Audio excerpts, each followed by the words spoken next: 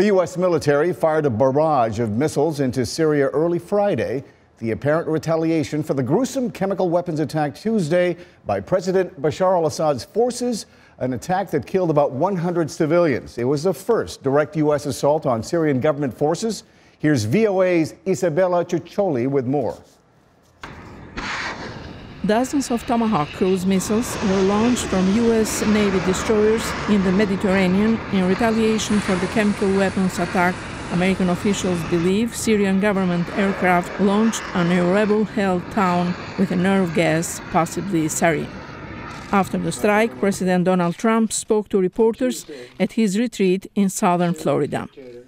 Tonight I ordered a targeted military strike on the airfield in Syria from where the chemical attack was launched. It is in this vital national security interest of the United States to prevent and deter the spread and use of deadly chemical weapons. Trump called the chemical weapons attack this week very barbaric, saying Assad had choked out the lives of helpless men, women, and children. And for the latest now on this swift retaliatory attack against Syria's government, we are joined by VOA Pentagon correspondent Carla Babb, who's standing by for us at the Pentagon. Thanks for joining us, Carla. And joining us in Washington, VOA National Security Correspondent Jeff Selden. Again, I thank you both for joining us on such short notice. Carla, I'm going to start with you first. Now, this, as you know, would have been a busy news day by any measure. We had a visiting state leader, release of some important economic indicators. But I want you to bring us up to date. So how many Tomahawk missiles? What was their target? And did the Pentagon achieve its objectives? The Pentagon is saying that yes, it did. We're still waiting for that damage assessment, but this was a very planned and prepared and properly executed site of launch that officials are telling me here. There were about 59 Tomahawk missiles that they used coming off of the USS Porter and the USS Ross. They were striking that base in Syria, which they think was where the launch from the chemical weapons attack earlier this week came from. They actually gave us reporters. They declassified what looked to be radar, where you could see the aircraft taking off from that Syrian base the day of the attack and going in during the attack. So they feel very justified in doing these strikes. They have told me, I've heard several officials say that these were proportionate to the chemical weapons attack. Jeff, let me get your opinion on this. Was this a proportional response? After all, there are something like another 25 more airstrips there that Bashar al-Assad could use. Was this the correct response? Well, it depends on what happens next, of course. This is, if you take a step back, this is quite remarkable because it was just last week we were hearing from administration officials a quite different tone on Syria. And then you have the chemical attack, and then you have President Trump coming out, other top officials saying this is something the U.S. had to do because it was in the interest of the U.S., national security interests of the U.S., and citing threats to regional stability, which is not the type of talk we've heard until now from this administration. But when you look at what the attack achieved, this was an attack designed to send a message. The Russians, who have personnel at that base where the Syrians launched the chemical attack from, they were warned ahead of time so they could get their people out. So this was definitely about sending a message.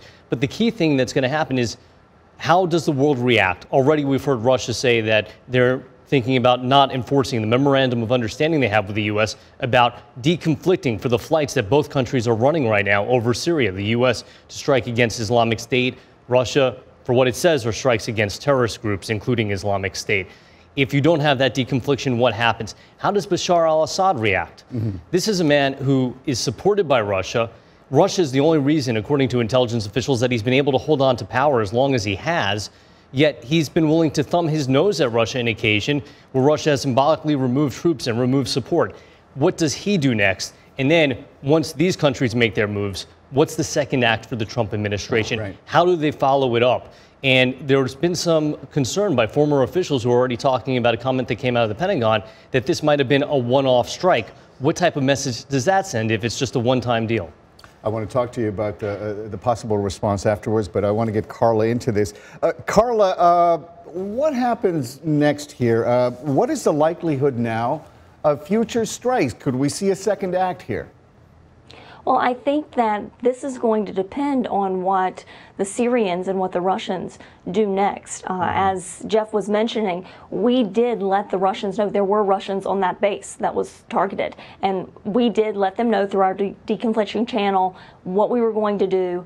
The strikes were conducted at the time that they were conducted. It was a little after 4:30 in the morning, local Syrian time, Friday today. And this was done so they could avoid as many casualties as possible. They didn't want people out there when they were targeting the aircraft that they targeted, the ammunition shelters that they targeted, et cetera, et cetera. So it was to send a message: don't use chemical weapons against your people. That's wrong. The U.S. is saying that they are going with the law of armed conflict here, that they are in the moral authority, the moral right. But as you see things unfold, Russia today is already saying that it wants to cut, and it has cut the communication line between the U.S. and Russia. That was a critical line that keeps deconfliction in the air, that prevents accidents in the air, that could escalate things between Russia and the United States. So everybody's treading carefully here, and we will just have to wait and see what happens next. I guess, Jeff, crucial here is what the next party decides to do based on this attack. How does this change the situation on the ground, and what's going to be the likely response from Syria's Bashar al-Assad? It's going to be interesting to see what happens on the ground, because there are a lot of players. And one U.S. official I was talking to said that the situation in general in Syria is like triage in an emergency room at a hospital. It's anything you do, you're making a choice. If you act in one area, there may be consequences in another area that perhaps spin out of control. There's a lot of concern. There are a lot of variables. So it's going to be very interesting to see how it plays out. How do groups like Islamic State try to use this to their advantage? How does a group like al-Qaeda, which has increasingly been gaining in strength in Syria, try to use this to its advantage? I imagine this is going to help the rebels quite a bit. It may help the rebels, but it may not, especially how much can they depend now on the U.S. again to ground the Syrian Air Force? If this is just sending a message and the U.S. isn't planning additional strikes or doesn't come through with additional strikes when Syria moves, how much of an advantage do the rebels gain?